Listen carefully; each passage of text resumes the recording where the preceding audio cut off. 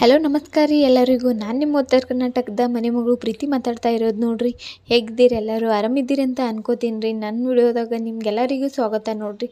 ನಮ್ಮ ಟ್ರೈನರ್ ನೋಡ್ರಿ hair highlight ಹೆಂಗೆ ಮಾಡೋದು ಅಂತ ಕಲಿಸ್ಕೊಡ್ಲಾಕತ್ತಿದ್ದೀರಿ ನಿಮ್ಗೆ.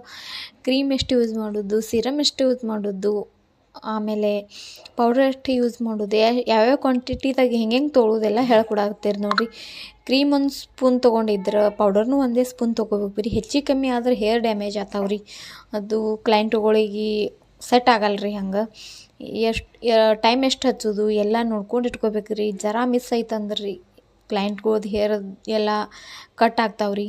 ಹೀಗಾಗಿ ನಾವು ಭಾಳ ಜೋಪಾನದಿಂದ ಎಲ್ಲ ಕೆಲಸ ಮಾಡ್ಬೇಕು ರೀ ನಾವು.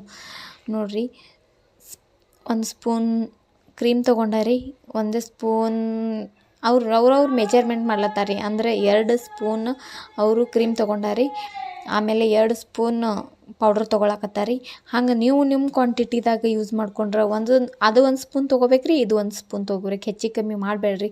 ಯಾಕಂದ್ರೆ ಹೇರ್ ಡ್ಯಾಮೇಜ್ ಅದು ಅಂದ್ರೆ ಒಮ್ಮೆಗೆ ಜಲ್ದಿ ರಿಕವರಿ ಆಗಂಗಿಲ್ಲ ರೀ. ಅವರು ಸ್ವಲ್ಪ ಜೋಪಾನದಿಂದ ಮಾಡ್ಬೇಕು ರೀ ಎಲ್ಲ ನಾವು ಕೆಲಸ ರೀ. ಅವು ಕ್ರೀಮ್ಗಳು ಹೆಂಗೆ ಅದಾವ ಗೊತ್ತೇನ್ರಿ? ಒಂದು 40 ವ್ಯಾಲ್ಯೂಮ್ದು ಅದ ರೀ, ಒಂದು 20 ವ್ಯಾಲ್ಯೂಮ್ದು ಅದ ರೀ. 20 ವ್ಯಾಲ್ಯೂಮ್ದು ಯೂಸ್ ಮಾಡಿದ್ರೆ ಅಂದ್ರೆ ಅದಕ್ಕೊಂದು ಸ್ವಲ್ಪ ಜಾಸ್ತಿ ಟೈಮ್ ಹತ್ತದ ರೀ. 40 ವ್ಯಾಲ್ಯೂಮ್ದು ಯೂಸ್ ಮಾಡಿದ್ರೆ ಅಂದ್ರೆ ಅದಕ್ಕೊಂದು ಸ್ವಲ್ಪ ಕಮ್ಮಿ ಟೈಮ್ ಹತ್ತದ ರೀ.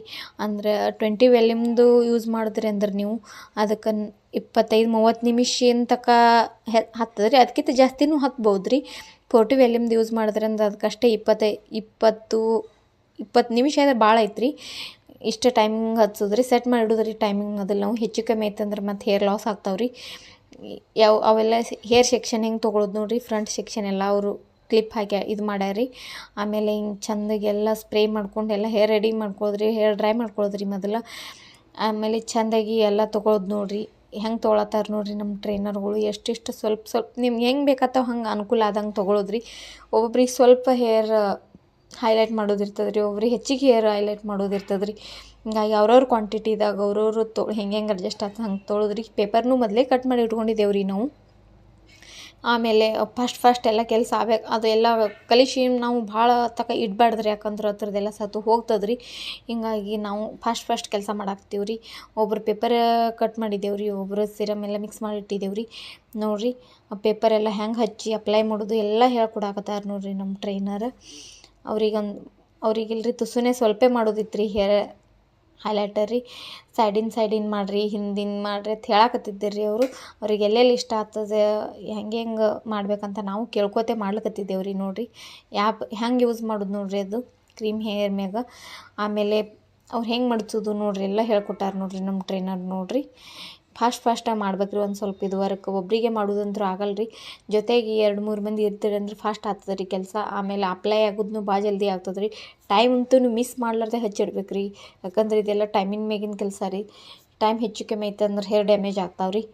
ಆಮೇಲೆ ರಿಸಲ್ಟ್ ಅಂತೂ ಭಾರಿ ಸೂಪರ್ ಬಂದದ ರೀ ಇದ್ರದ್ದು ನಮ್ಗೆ.